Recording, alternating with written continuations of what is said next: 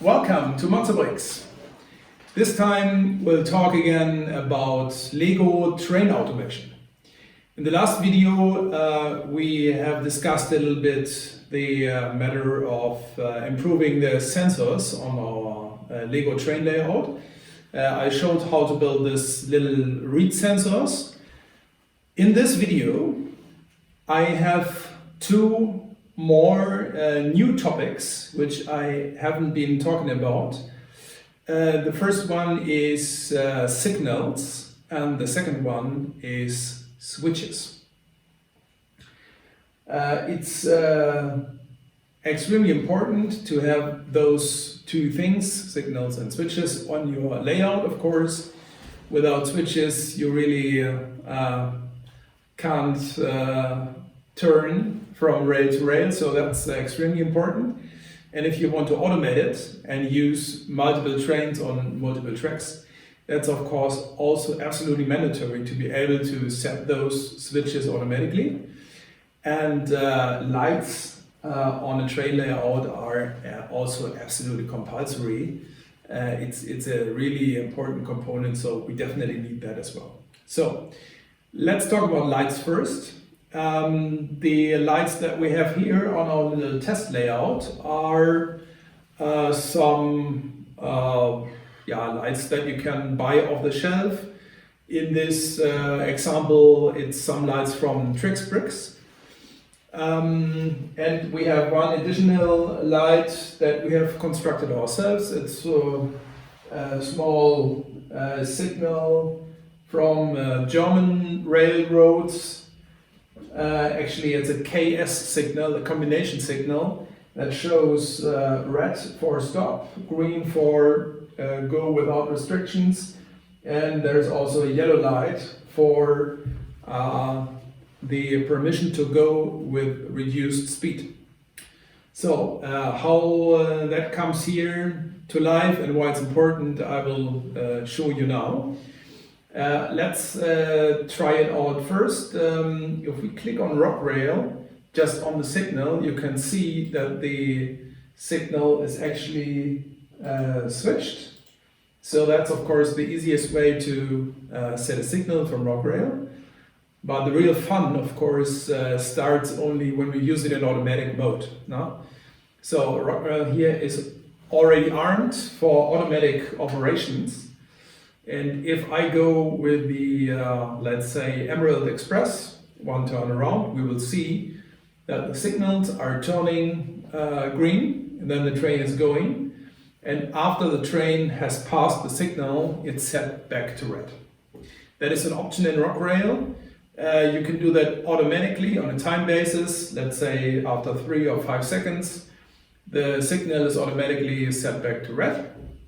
Or the other option is to have it set back when the train enters the enter sensor of the subsequent block. So let's start it off.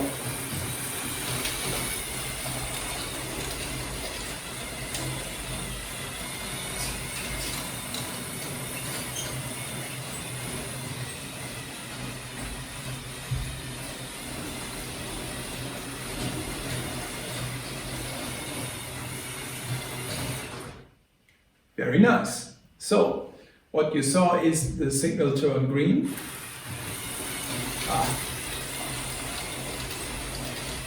He's very lively today. I actually didn't tell it to stop.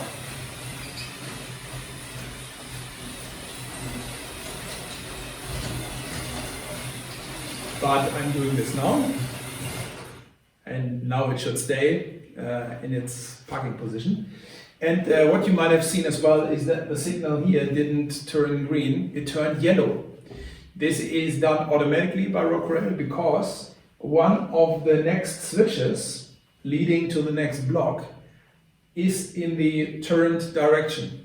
These are of course curved switches, so it's a little bit funny that they have a curved setting them, and the other one is straight. In reality it's also a curve, of course, but from a logical point of view, a curved switch demands a speed reduction, and that is also automatically transferred to the signal logic. So if you have a signal that allows a signal state for reduced speed, it will use that state to show the train that it should go a little bit slower, and the train actually does also go slower. When you set that up in Rocrail, you have different speeds depending on the situation for the train. So let's use another train, the 103 just behind there. That is going through the straight and straight switch setting. So we would expect that the signal is not turning yellow when it passes here, that location, but that it's actually turned green. So let's try that out and see how it goes.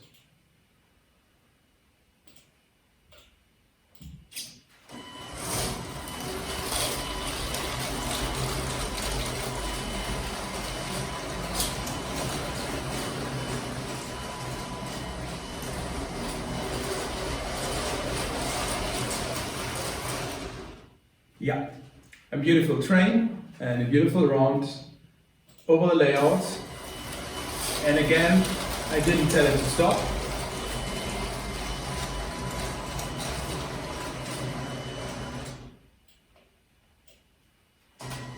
And as you see, the signal is actually turning green and not yellow. Very nice. So let's now have a look how we set this up in Rocrail. If we have a look at the track layout here, we can actually edit the panel and then have a look at the signal definition by just double clicking it. If we do that, we get to the interface section of the signal, and here we can define the connection of the signal with an address and a port. And what I've built is those little MattzoControllers. There is one for the signals. Here is another one. They are operated via Wi-Fi, so you can just place it anywhere on the layout. They have a little battery box. Of course, you can also have any other power source in the correct voltage range to power it up, but a battery box will do, and is of course the easiest thing. And each of those MattzoControllers have a unique ID, which is automatically set when you start up the controller for the first time. Then it's written into the long-term memory of the controller.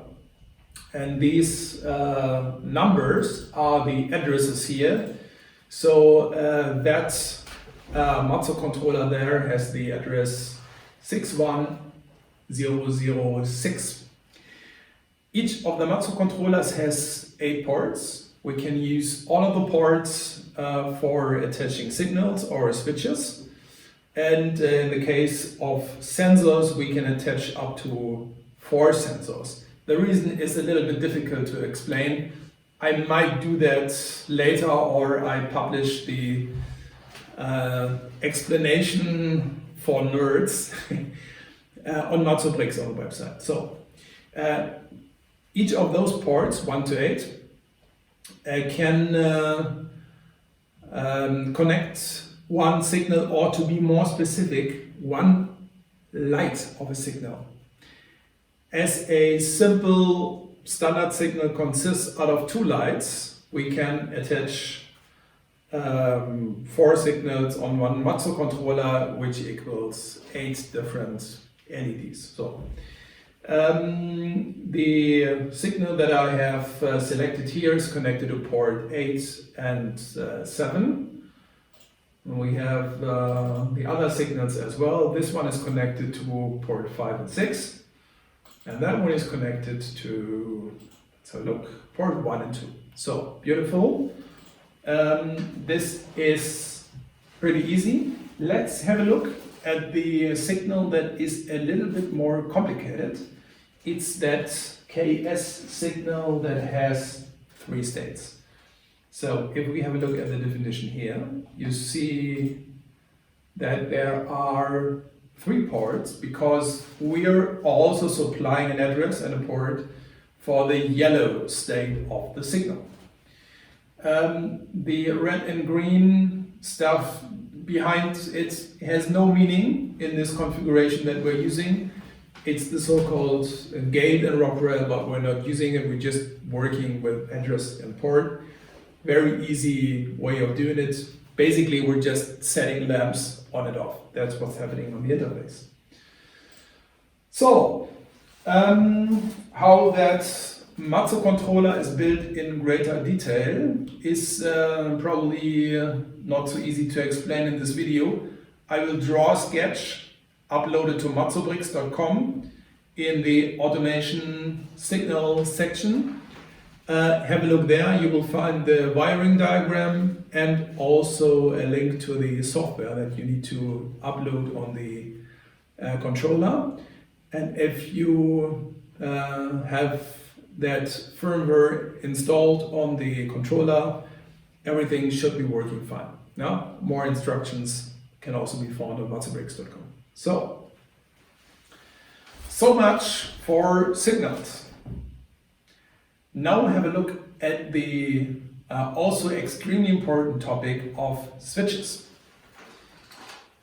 As you know, the standard Lego switch is something that is a switch, but you can't really use it to build beautiful layouts with that. I really admire the people who are still working with 9-volt tracks and they only have these standard 9-volt Lego switches, sometimes a little bit modified.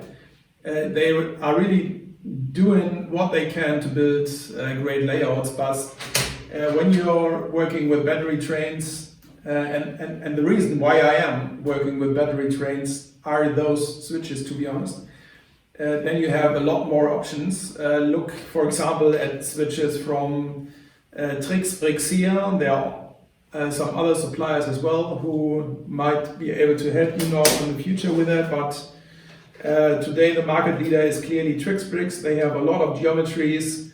These are all switches with radius 104. It's a standard switch, that's a triple switch.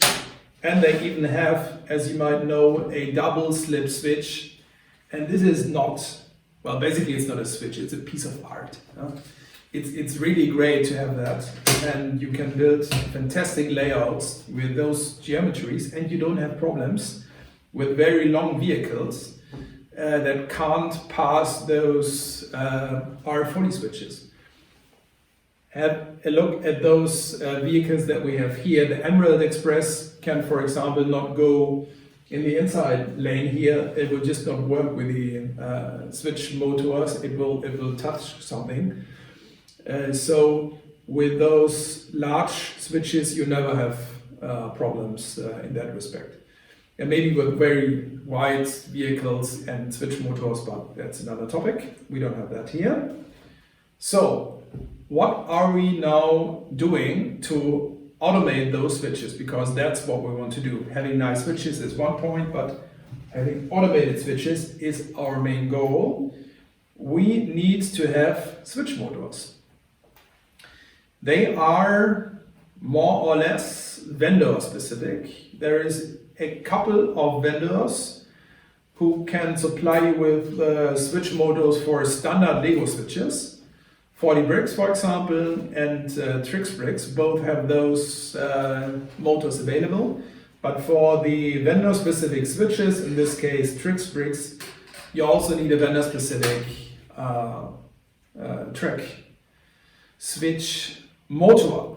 Let's have a look at it. It's a little plastic casing here with a servo motor that you might have used to build some model planes or RC cars or stuff, and you attach this little servo motor on the switch and then it's working like a servo. Yeah? You control it with a PWM signal, pulse width modulation. If you want to know what that is, look it up in the internet. And With this technology, we're perfectly suited to operate it with our MattzoControllers, which are basically coming from that Arduino world. It's not a real Arduino, it's an ESP12 board with Node MCU operating system. That's absolutely perfect to control those little servos. So, for the wiring diagram of the MattzoController, go to mattzobricks.com. I will publish all of the information there. Also the firmware for download, you can have it for free. Enjoy, but don't blame me when your switch motors are broken. I refrain from any liability, of course. Okay, then now let's have a look how we set this up in Rocrail and make it work. So let's go to switch definition here. It doesn't matter whether you have R40 switches or R104 switches, the switch motors are of course the same, and they work very similar. So in that interface definition in Rocrail, we also have a tab call interface, and we have an address and a port.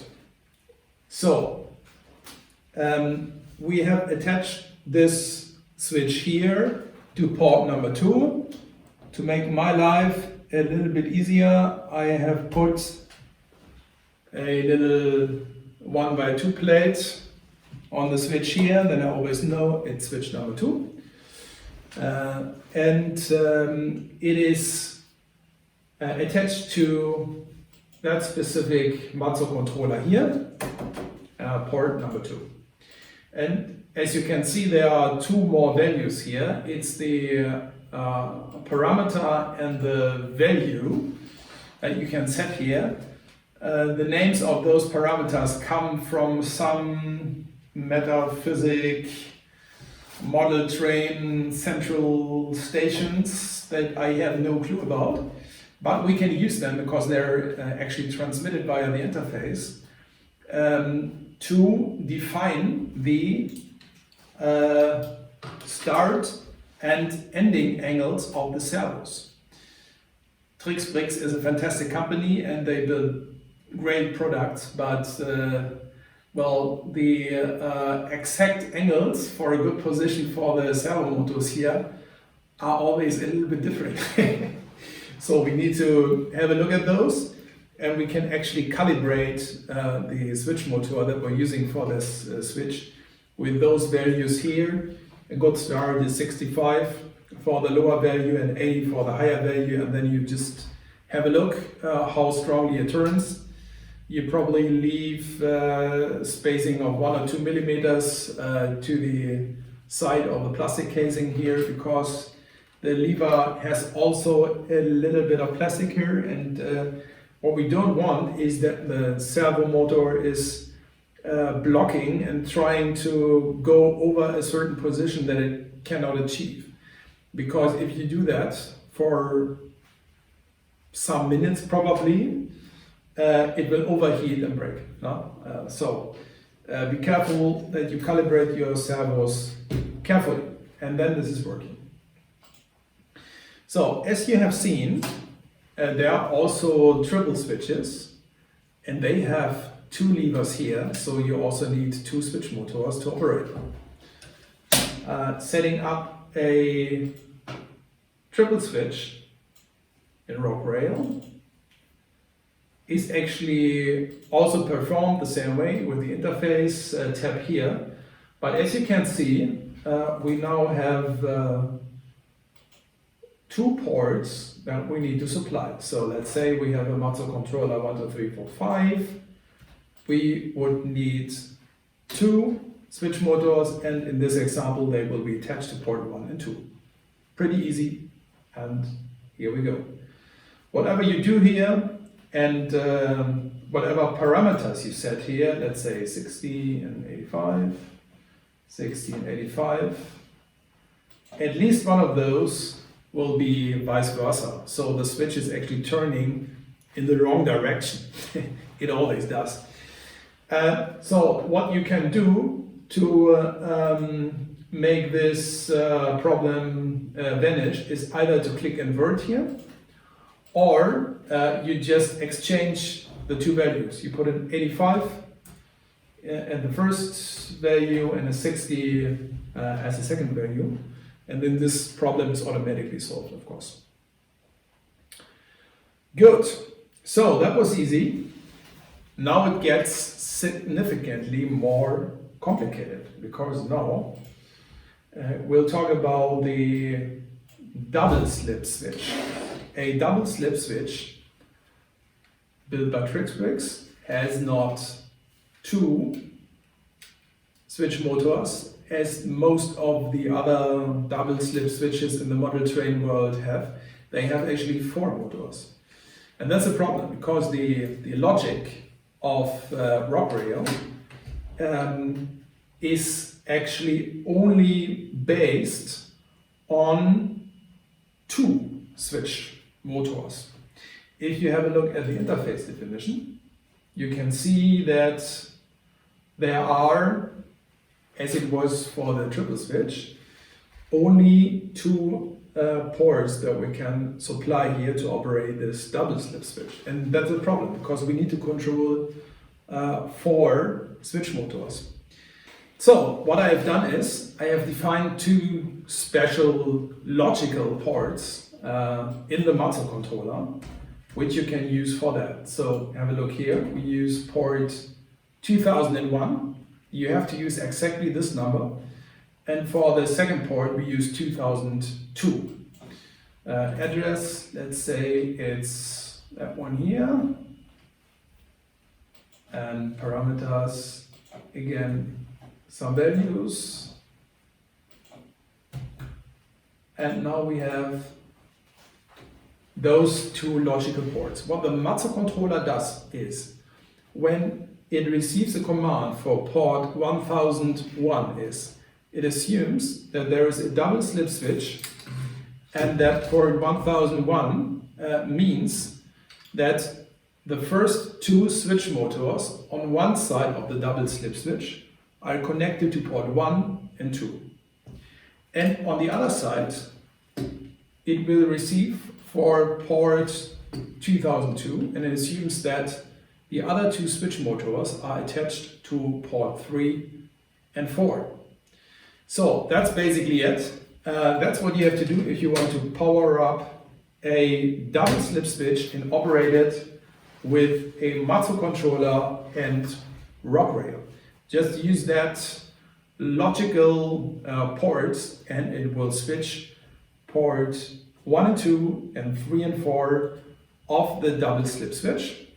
And this actually fits perfectly with the logic that you have in Rocrail. You click one time on the switch, and then it will actually each time switch 2 switch motors at the same time, or with a slight delay, of course, that we don't overpower the servos and use too much current on the MattzoController. And each time you click on that double slip switch, 2 servos will actually turn and enable you to go over the desired part. So we have talked about switches now, and yeah, basically that's it for now. Thank you very much for watching. Check the MattzoBricks.com website for more detailed information and all the wiring diagrams and the software. And I would also recommend that you subscribe to my YouTube channel. Just below the video here, there should be a subscribe button. And also visit my Facebook profile, MattzoBricks, and click on the like it button. Then you get all news and updates regarding our Lego train automation projects. And because this year we want to build a really large layout, and I will also cover it on YouTube and on Facebook. So thanks for watching, stay tuned, and well, now as a nice closing, I will just run some trains. Thanks, and see you next time.